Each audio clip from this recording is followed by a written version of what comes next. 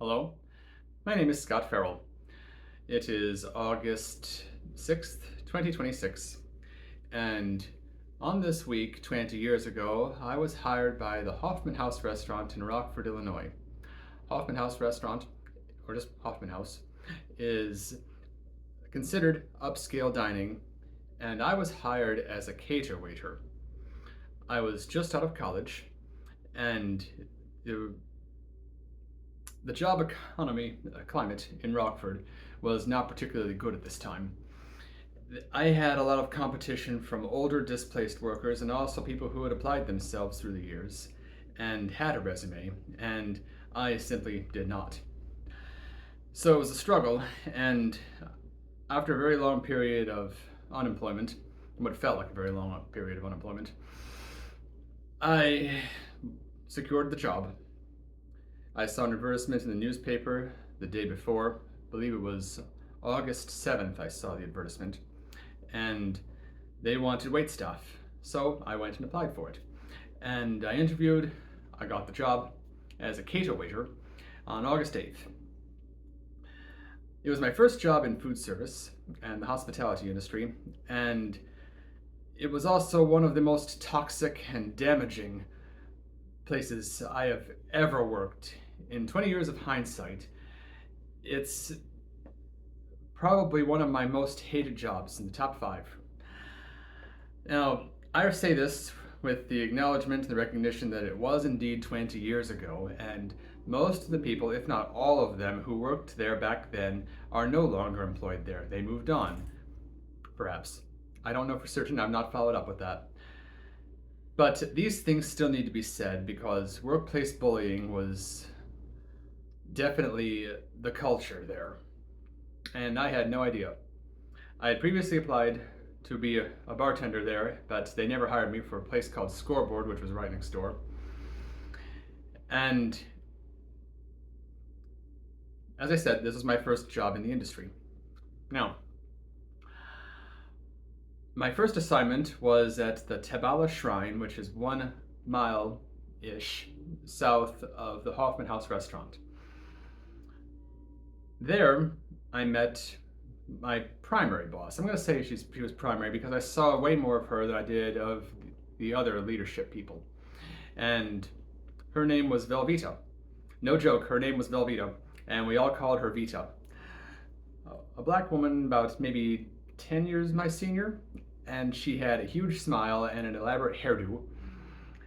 And she was definitely well versed in her industry. She knew her business.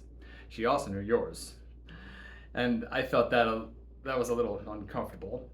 She didn't say that, but that was certainly the impression I got.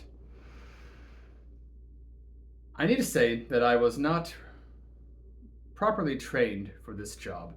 In all the other restaurants I worked in after Hoffman House, they definitely made sure I understood what I was doing and how to do it. Hoffman House didn't really provide that. If they did, I do not remember it. But I'm pretty sure that when I learned that new information following Hoffman House, it was new information to me. It's more than just putting rolls in a basket and collecting plates. There was definitely more to it. Sometimes we had to do table setups and dressing the table with all the flatware and all the required things. And there was also some food service, and we mostly did wedding receptions, reunions, corporate events, that sort of thing. And the work was almost exclusively on Friday or Saturday night, sometimes both. And it was not consistent work. But at the time, I was grateful for having some level of work and making at least a little money. It was not very much. They paid me $8 an hour, which I thought was actually kind of generous, considering the state minimum was lower than that. We'll come back to that if I remember.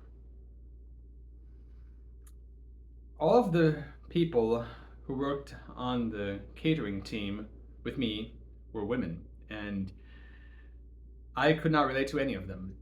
Some of them I couldn't even talk to because their grasp of English was limited. And I don't remember any of them in particular. I remember Vita. I remember Rocio, a younger Latino girl. She was very quiet and soft spoken and gentle, and I liked her. She stood out. She stands out in my memory. The others do not remember.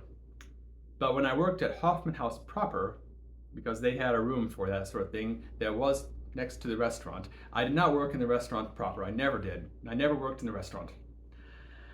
And I was exclusively a cater waiter. I need to say that part. When I worked at Hoffman House proper, the boss there was Liz. This woman was a real piece of work. She'd been there for, I think, 27 years, and she was trailer trash and proud, and kind of a bitch. And that was really the impression that all of us had. The others told me so. And I may share a story about her. That she was aggressive and really not personable. I don't know how she stayed in that industry, and she really should have been retired by that point. If she'd been doing it for 27 years and she was still doing cater waitering, I don't know. She may have been great at her job, but she was also really difficult to work with. And that was just a taste of what I was going to get. Vita was kinder. She was firm. She was stern, but she knew her business, and she was at least respectable most of the time. Now, I struggled with this job. I didn't really know how to do table setup and dressing the tables, and I was shown exactly one time and then expected to complete it perfectly from memory the next time, and with not a lot of supervision. And when I made mistakes, there was way more aggression and correction than there needed to be.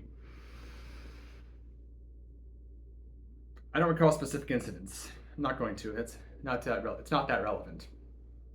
But I struggled with that job because I was male and they expected me to be able to carry heavier loads of used plates. And that led to a couple of accidents as I learned how to balance the trays. They would give us cocktail trays to carry things out on rather than these great big ovals. And it was problematic. Things would slide off the trays, flatware, glassware. One time we had an accident where a salad plate flew off the tray and landed on a girl's head, right on the crown, and then it bounced off and shattered on the floor.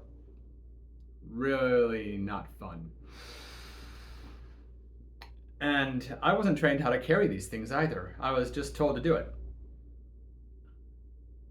And this went on for several weeks. By the end of September, I'd say about maybe 6 or 7 or 8 weeks into it, Vita made a recommendation to dismiss me because she said it wasn't working out.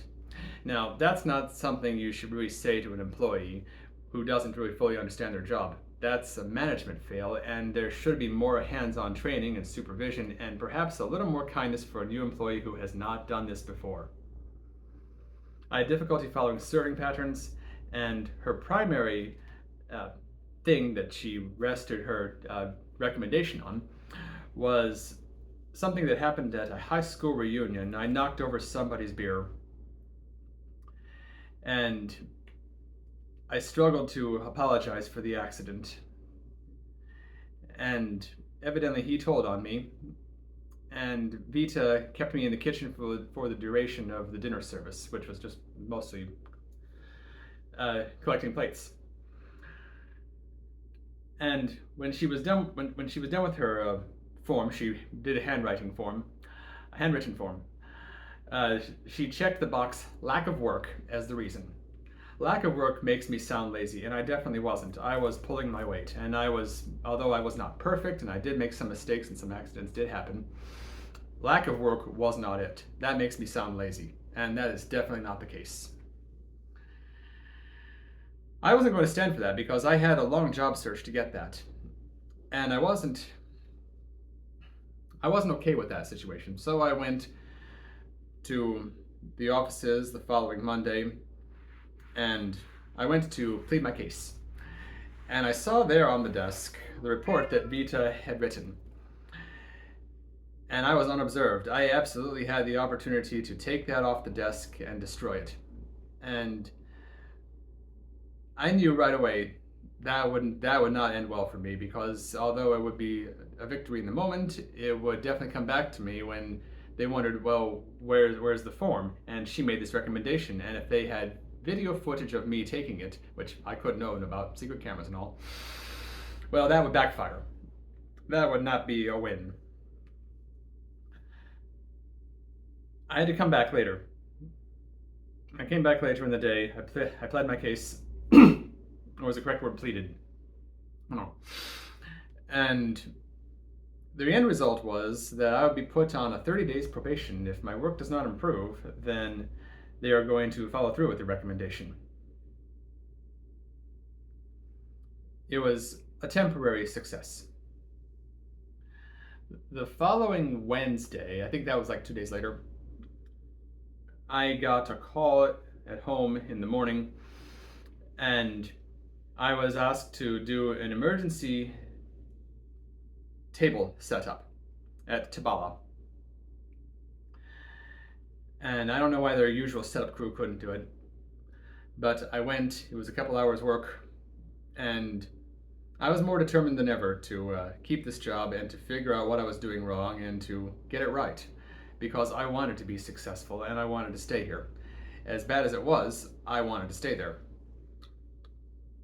And I set my tables and I made it look good. And I even had, I think Rocio checked my work then, and there were a couple small corrections. But yeah, good job. And the thing that felt like a backhanded compliment to that event was Vita came over to me and surprised I was working because she'd made a recommendation to fire me. Perhaps she knew, maybe she didn't know, don't know. But she said, "You're doing so much better today." Okay, all that thought, because table setup service is completely different from doing dinner service on a Friday or Saturday night. They are not the same thing at all. So yeah, I'm doing better. I mean, who wouldn't? Who wouldn't?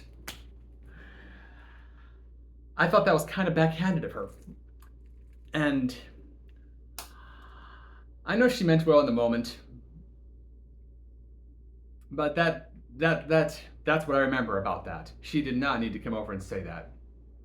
She could have said that I did a good job. Instead, she chose the renegade option.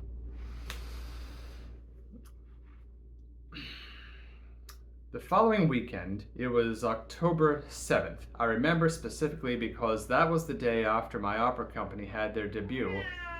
Hi, kitty. Hush. We had our debut, and then the next day I worked another event at the Harmony Club in Rockford. I'd never been there, didn't know about it, but we went. There was a great big dining room. I seem to remember there was a second dining room somewhere on the property that we were using because it was overflow. I think maybe we had a lot of people. I don't know what event we were catering. There was a kitchenette with a large folding door off to one side, and it was almost completely walled off from the dining room, so we could have a separate space for kitchen properties and stuff. And they had a bunch of stuff piled in there. Just things we need or might need for this event. What I remember about this was I needed to find bread baskets for the overflow room. And I was told, not by Liz, not by Vita, to go upstairs, I think it was upstairs, and find the bread baskets and bring them back. And I went in there, I poked around, there was a bunch of stuff all over, and I didn't know where to look for any of this stuff, or really for anything. And while I'm in there, Linda comes in. Linda worked in the office. She was the one that hired me and also the one that heard my case a few days prior.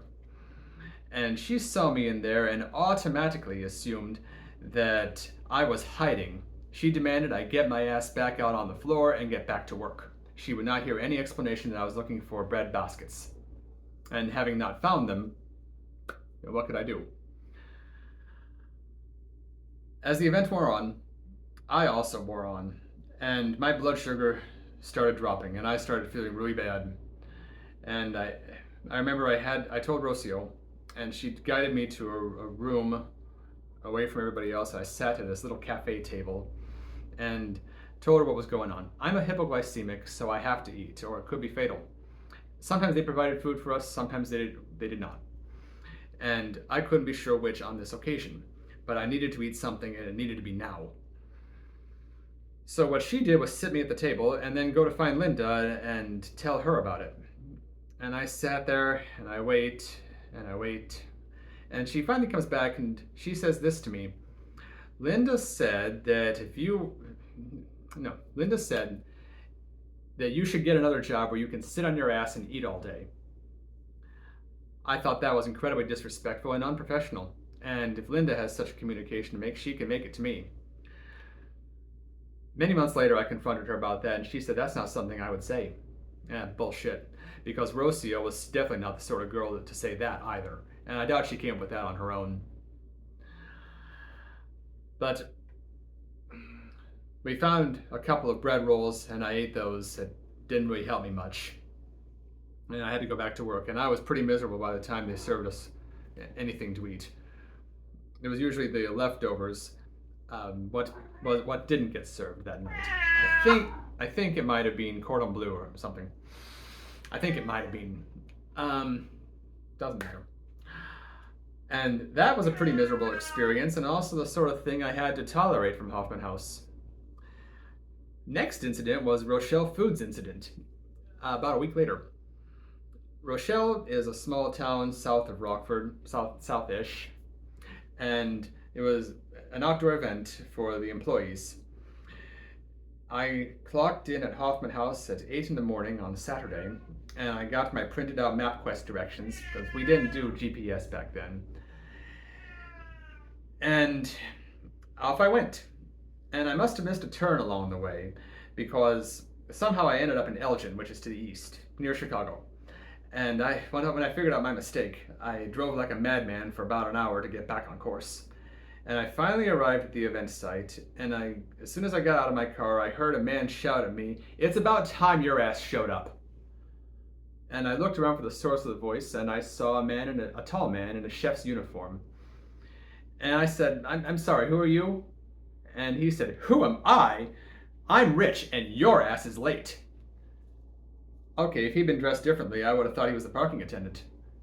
But I didn't know any rich, but I explained that I got lost on the road, and he said, "What are you, stupid? Can't you read a map?"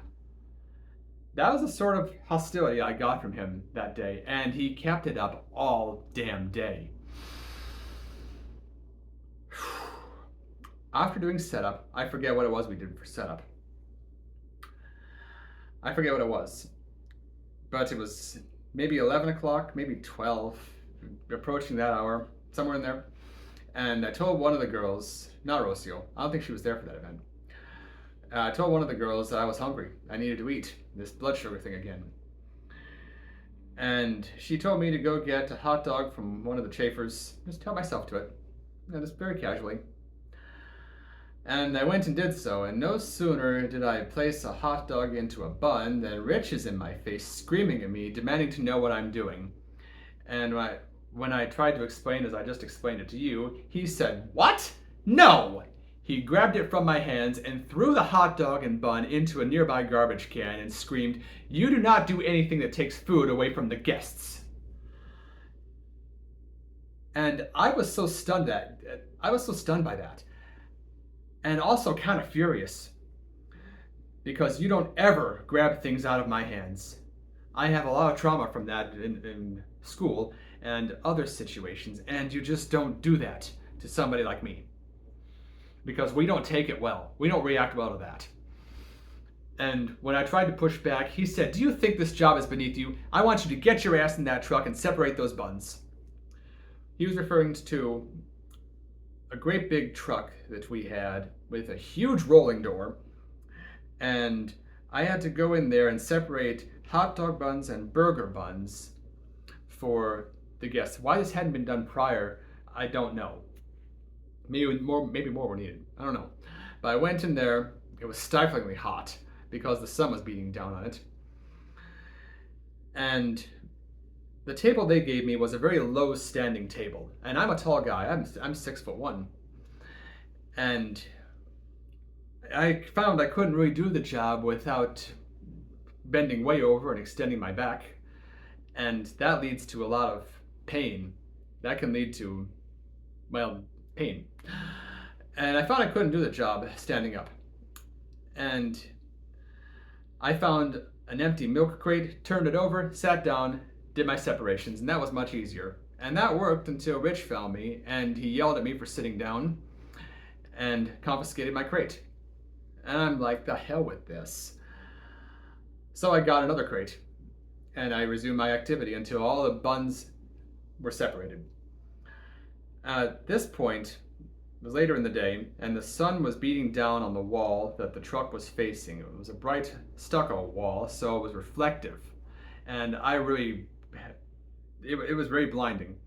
I had to put my sunglasses on in order to keep working in that truck, and it was also getting very hot.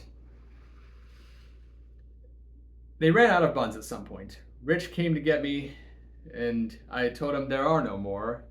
And of course he asked, did you look? Like, what the hell do you think? And then he said, you could probably see them better if you took the sunglasses off. I wanted to lay into this dick. I have no idea why he was so damn hostile and what the hell his problem was, but he was in my face all day. And he's definitely not my boss. He's an executive chef, I think, in the kitchen, and he is not in charge of waitstaff. And that was pretty much the attitude from all of the people in the kitchen, because I can't tell you how often people who worked in the kitchen were such absolute bastards to me. Another one was an older ginger man named Kurt with a K. We were at the Hoffman House, and we were in the back passage. The space between the dining room and the kitchen, there was just mostly a back passage. And we didn't store anything there because it was just a walkway. Although an amusing note, they had the switches labeled in permanent Sharpie marker on the wall, and one of them was, there was first lamp, there was second lamp, and then there was thrid lamp. Thrid, it's spelled T-H-R-I-D, and then some dumbass crossed it out and wrote it again above that, and then they put an I in there, so it was Thirid. Like, you idiots, you do not do that in permanent marker and make the same damn mistake. Carelessness. Minor point, but it was kind of amusing. Now I can't stop thinking about Thirid or Thrid. Anyway, back to that event with Kurt. We had a long period where we were not allowed to be in the dining room while the people were making their wedding toasts and stuff. Completely normal for the industry, because I've seen that in other places I worked later on. And that's fine. We're on standby, and it was going on for a long time. But just because we're on standby doesn't mean I have to stand. So I took a seat on the floor while we all just kind of sat back there and kicked our heels, or stood back there, or just milled around and did goodness knows what. One of the chefs, Kurt, saw me, came over to me, and demanded that I stand up. And no, we're on standby. I don't see the need for that, and I need to keep my strength so I can go through the night, because my feet really hurt. I didn't have the most comfortable shoes in those days, and in my no, I don't want to get into that. I didn't have the most comfortable shoes. I needed to save my strength, and my feet were hurting. And when I refused, he was very indignant and demanded to know where my boss was. And I was not going to take that. So I told him to buzz off and that I don't answer to him. I don't work for him, so I don't answer to him. And then he demanded again to know where Liz was. Like, okay, not going to tell you that. Not going to tell you that. But I did comply because I was a little wimp and I had no backbone in those days and I had no confidence. And Hoffman House was about to take more than that from me. Well, little I had left. The following week, I went to the main office and tried to file a complaint about Kurt's aggression, and also Rich, but I got sidetracked and Rich was never even brought up. And I inquired if the kitchen staff has any authority to give orders to the wait staff in the way that I have received mine, like from Rich or from Kurt. And I was asked, my answer to that question was, is there a problem? I didn't get to make my complaint because I realized this is going to come back on me in some way. And it sure enough did. The following shift I had at Hoffman House, Kurt followed me all the way through the kitchen aggressively, and all the way through the kitchen and through the back passage until I got to the dining room. That's not okay. You don't do that. That's stalking. That's harassment. And no matter how justified you might have been or how wrong I might have been, you still don't do that. You do not do that to other employees. I'll let the matter go at that. As the weeks went on and into the autumn and the winter, here's what I want to talk about about the wages. I made $8 an hour for my work, and we were paid every 2 weeks with paper paychecks. This is before direct deposit was a common thing, if it was a thing at all back then in 2006. And I never once saw any gratuities for any of the events that I worked, except for one wedding, I think. And when I picked up my check near the end of November, but it wasn't quite Thanksgiving, I received a little white envelope containing $75 in cash. This was the only time I ever saw a gratuity from working at that place. Exciting. But in hindsight, having worked other places, we always got gratuities added to our paychecks. Because let's be honest, $8 an hour is not much. And working only once or twice a week is not much. So either Hoffman House did not impose them on the parties that we were working, or they kept those gratuities, which is wage theft. And in those days, I didn't think about that kind of thing. I have zero evidence or facts to support that theory, but if that's the case, yeah, wage theft was also a thing, because it seems strange to me that all the other places I worked, Rock River Catering, Cliff Breakers, Lake Lawn, Crystal Room, they all had gratuities attached to the employees' paychecks. Not in cash, but usually it was part of their earnings. And Hoffman House didn't do that, and that seems strange to me in hindsight. As the autumn went on, things did get better. Things got better. I at least got better at my job. Let's say that. But the customers, the patrons, the guests were real shit sometimes. We did a wedding reception one time, and they had both yellow cake and chocolate cake. And apparently the guests knew about this. And I was assigned a tray with a lot of yellow and very little chocolate. And as I'm doing my rounds and giving out to the guests, they each get a slice.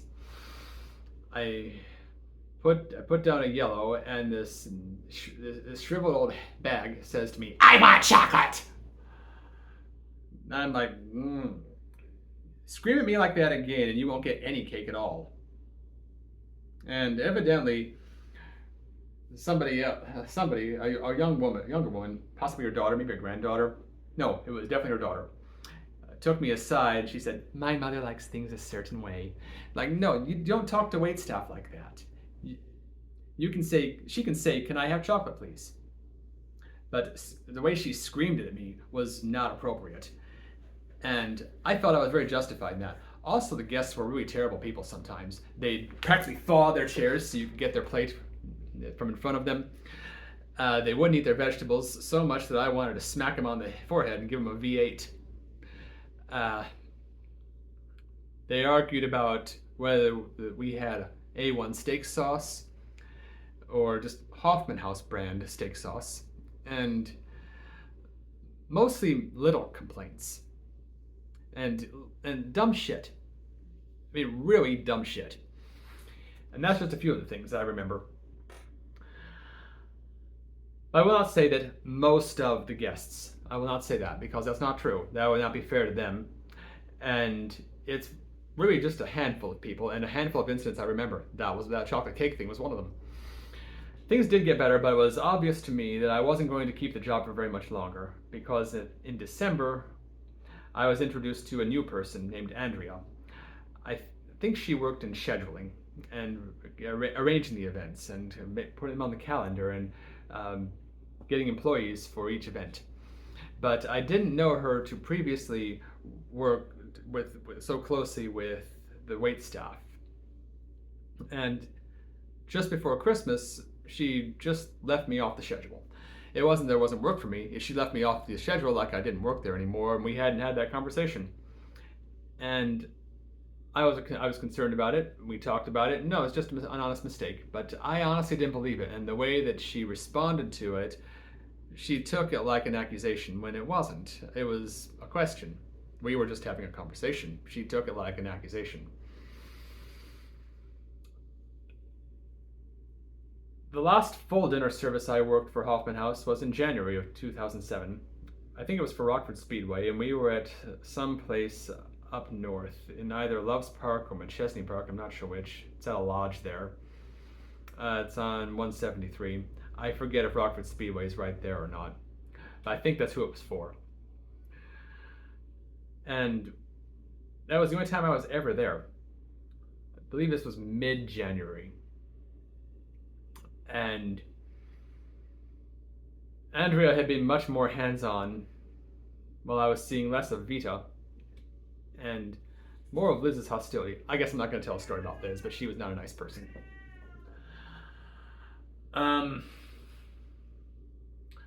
We had to do all the setup as well as prepare all the food with some of the chefs. And I got into a spat with this bug-eyed bitch. I think her name was Nora. She always wore a baseball cap and a pen in that cap, like she could talk to the kitchen through that thing. It looked really stupid, and it pissed me off a lot, just seeing it. She had enormous eyes, and she was really a hostile person. I don't know what her problem was, and I think that was one of the 2 times that I saw her. But we got into a spat over some misplaced cucumbers. And she finally yelled at me, "Dude, will you shut the hell up? You are pissing me off right now." I remember I slammed my bucket of cucumbers on the table, just a little pail. I slammed it on the table and I said, "Good, because you've already pissed me off. Who the hell do you think you are? I don't work for you, so I don't answer to you." And all eyes were on me at that time, all their wait staff, and it was quiet. And Liz said to me from across the room, "Scott, you want to come over here for a minute?" And I said, "No, Liz, I don't want to come over here for a moment."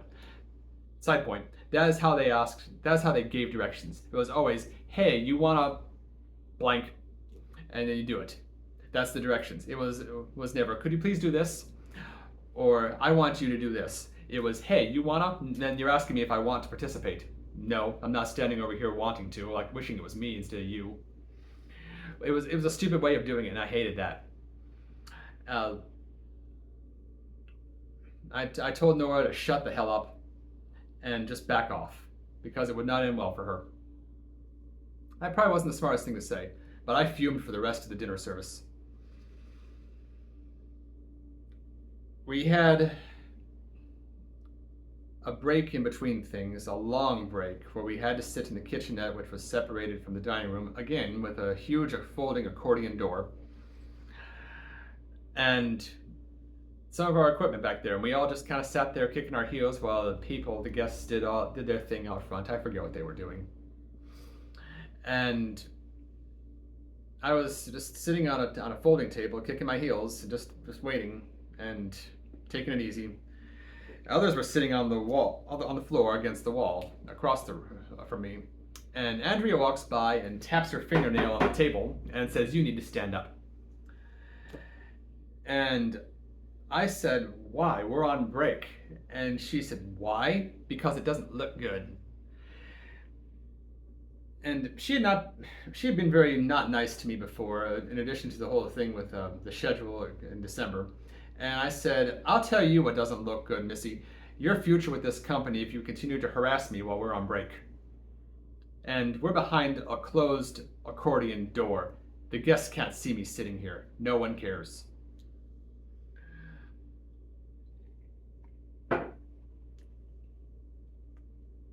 That was the end of that. Dinner service ended, and I'd finally had enough. After the thing with Nora, I finally went to HR the following Monday and I made my complaint about the kitchen staff. And I told some girl what happened in detail with each incident, and she typed it out.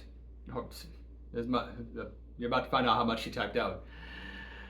She typed it, and when I went to sign and date it and finalize it, what she had done was write a single sentence for each incident, leaving out all the nuances, all the things that led up to it, all the things that were said, and it just left out so much blank space. It was so vague. She had no idea how to take a report, an incident report, and a series of incident reports. And I said, I'm not signing this. You didn't even type out everything I said. I spent all these minutes explaining to you what happened, so you would type this out, and this is all you give me? And she leaned in with a conspiratorial voice. Just let it go. This is not a good place to work.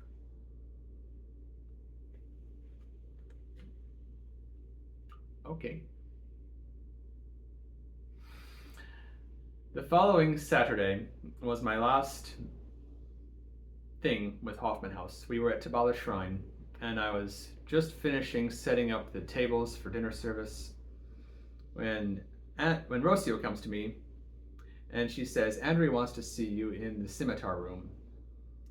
And I knew very well what was going to happen, and I said no. I said no. Maybe she should go in there and see if she can see me. I thought it was being funny.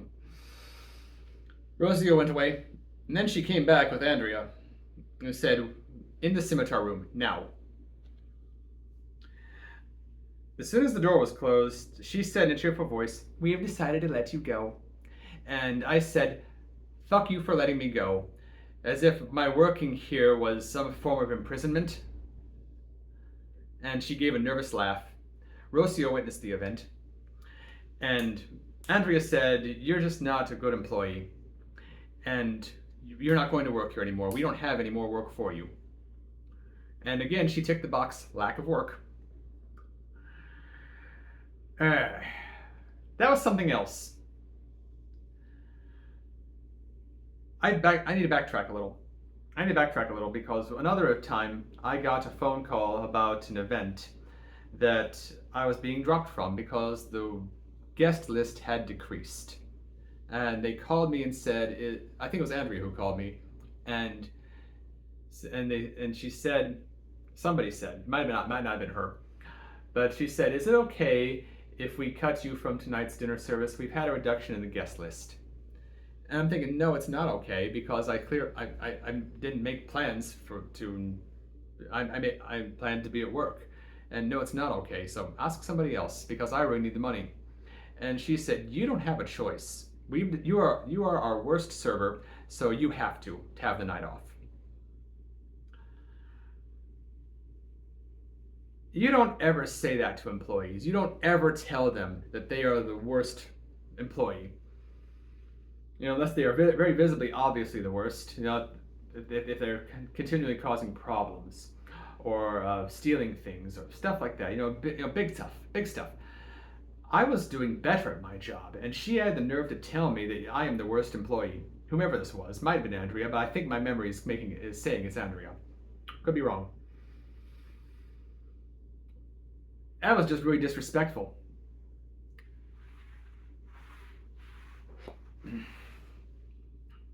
Anyway, back to where she fired me, in the scimitar room. And she'd said that there were complaints from customers. Again, fuck customers. We don't have customers. That would work if we were in a dining setting like in the restaurant. They are guests. There is a difference. And what customers? We haven't even started the dinner service yet. So what are your complaints? That's a bold-faced lie.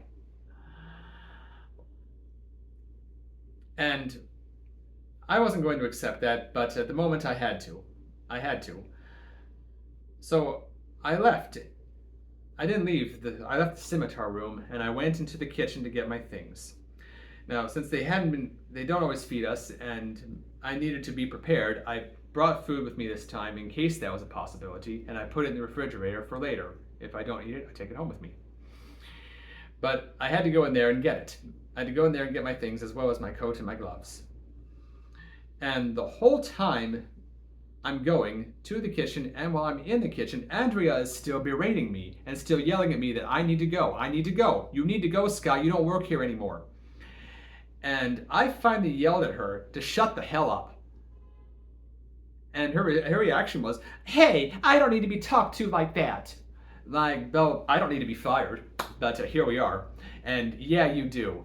Let me collect my things. Let me have some damn dignity and instead of, you've already fired me, so why do you keep yelling at me? You've already made your point, so put a sock in it. Let me get my things and I'll be gone. And to my surprise, she actually did. She actually was quiet. I think she got the message. I said goodbye to Rocio, and I left. I went back to the Hoffman House and clocked out there. But before I got to the time clock, a very large woman I had met only once or twice, who was not on the wait staff, I think she worked in the bar, asked me, did you clock out yet? Which I think is very strange, because how did she know that I needed to clock out? Maybe Andrea discussed it with her, and why is Andrea discussing the dismissal of another employee with another employee? I don't care how higher up this big woman is. That seems suspicious. That seems strange. That's not a thing to be discussed. And certainly she had nothing to weigh in on that. Okay, there was a pun there. I didn't intend that. But yeah, I went and clocked out, and that was it. I got my last paycheck from them the following week, and I had the time to prepare a statement to give to Andrea. I did a handwritten letter letting her know all the faults and the problems of the business and how I personally felt. It was mostly me venting. And I put it in a large white envelope and tucked it into the inside of my coat pocket to carry with me on the day that I would pick up my check. And that way it would be protected because it was winter time, and knowing me, I would drop it on the snow on the way or something dumb like that. I waited my turn. I picked up my check. And I looked at it and I said, I guess this is it. And she tried to shake my hand. And I said, I'm not shaking your hand, but I do have something for you. So I'd almost forgotten the letter. I reached into my coat pocket to take it out, and she screamed. When she saw what it was, she stopped screaming. And I said, did I scare you? And she said, yeah, a little bit. Like, good.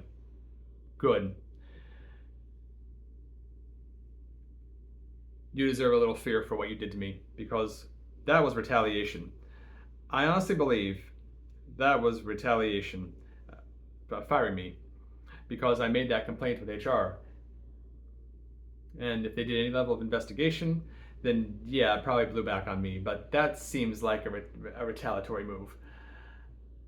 Although there were the things I said to Andrea at the Rockford Speedway event, so maybe the whole thing with Nora was legitimate. I don't know. But I felt really slighted by the whole thing. Hindsight is telling me this, at least part of this is retaliation. And they just found something to tack on. Whatever. A couple days later, that was the following week, I saw an advertisement in the newspaper again looking for cater waiters for events, private events. I dialed the number. Guess who? Hoffman House, and Andrea answered the phone. And she recognized me instantly.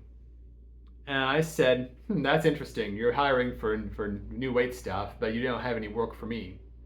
What was that about? I called her a lying bitch and hung up the phone. And that was that.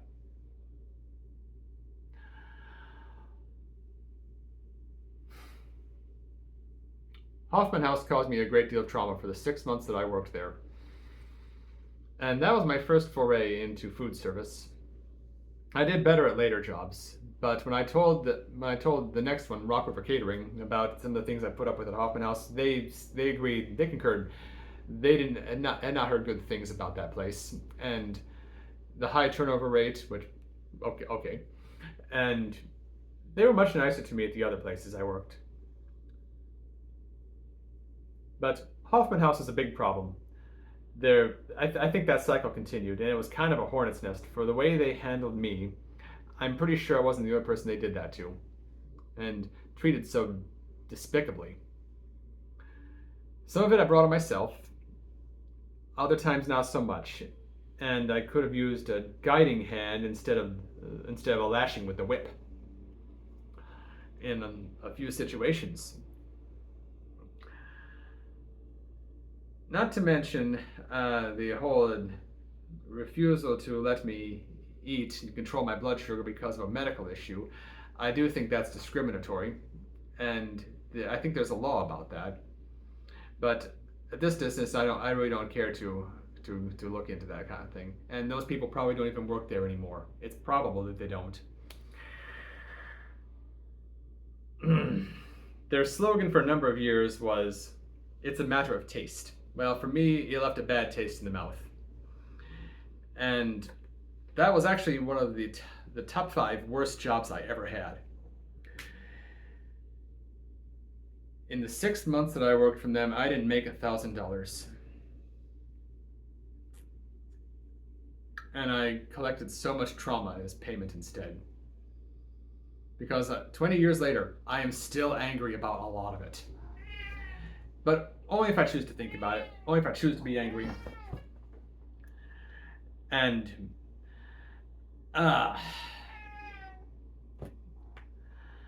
well, that's pretty much it. This has been a very long video, but thank you for watching, and hash brown and workplace bullying.